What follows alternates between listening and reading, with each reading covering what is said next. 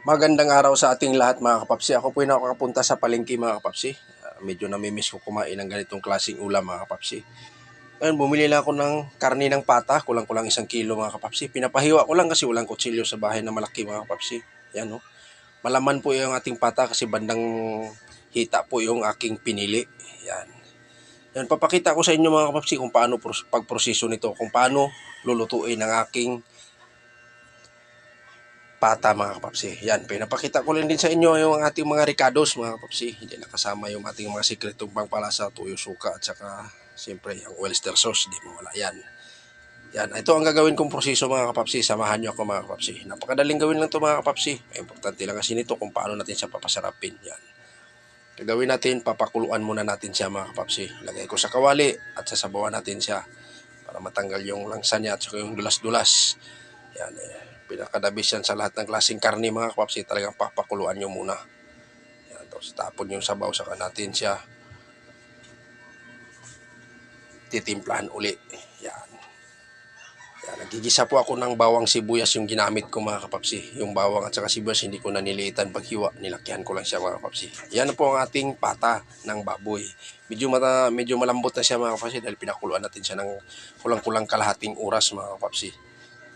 Yan ang aking proseso dyan sa pagluluto ng ganitong klaseng ulam mga kapapsi. Yan. Ganitong klaseng recipe. Siling haba po ang ating ilalagay mga kapapsi. Saka tingi-tingi lang yung nilagay ko. Paminta, bawang at saka laurel mga kapapsi. Yan. Pakikita nyo yan pa isa-isa dyan mga kapapsi. Yan. Tagdalawang piraso. Tagdalawang balot. Yan. Basta lang lalabas yung amoy niya. Dadaliin na lang natin mamaya kung paano natin siya pabalasahin siya mga kapapsi. Maglagay po tayo ng tuyo.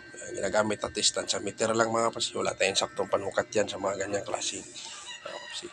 Dadagdagan lang natin pag hindi siya pa masyado good mga kapapsi. Yan. Yan po ang aking recipe mga kapapsi. Yan, timplado na yan mga kapapsi. Antay lang tayo siyang lalambot pa uli at sisiksik yung ating mga ricados na hinalo. Siyempre habang nag-aantay tayo, dito muna tayo mga kapapsi. Pangpalamig ng lalamunan mga kapapsi dahil napakainit. Nagluluto tayo.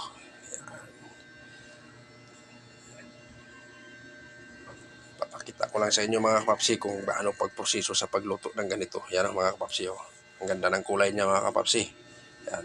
At ang mga sikretong pangpalasa nilagay ko na. At saka ating pinakahuli ay oyster sauce. Yan, yung oyster sauce yan mga kapapsi. Talagang simula nang nagluto-luto ako, kasama ko na yan siya. Mamasita sa oyster sauce mga kapapsi. Na pinakadabis pagdating sa adobo. At saka maglalagay din tayo ng sibuyas na dahon mga kapapsi. Yan, pinakadabis. Yung iba nakikita ko nilagay nila mushroom. Sa akin sibuyas mga kapapsi. Yan, dagdag bango yan, dagdag lasa. At saka bell pepper. Yan. Hindi ko sinabay kanina yung bell pepper. Ginawa ko siyang toppings mga kapapsi. Dahil napakabango yan mga kapapsi. Yan o. Tingnan mo. Ang ganda ng quality mga kapapsi. Parang mapapa-extra rice na naman tayo nito. Yan o. Yan. Kunting kimbot na lang yan mga kapapsi. Ready to serve na yan. Ready to eat na rin yan mga kapapsi. Yan ang ating recipe. Yan. Titikman na natin mga kapapsi. Medyo natatakam na ako. Yan. Umusok-usok pa. Oh. Yan na po mga kapapsi, update ko lang sa inyo ang aking munting kaalaman pagdating sa pagluluto mga kapapsi. Adobong pata, yan, pata ng baboy mga kapapsi. Yan, napakalambot mga kapapsi. Panalong panalo na, may pang-ulam ka na, may pang-pulutan pa. Yan. Yun lang po mga kapapsi, uulitin ko po, ako po ay nagpapasalamat sa inyo sa walang sawang suporta nyo mga kapapsi. Sa lahat na hindi ko nasuportahan, pasensya na po kayo, hindi ko po kayo nakakalimutan. Hanggang dito na lang ako. See you next vlog. Thank you for watching mga kapapsi. Yan, makisuyo lang din po ko sa inyo. Paki-like, share, and subscribe na lang. Bye-bye!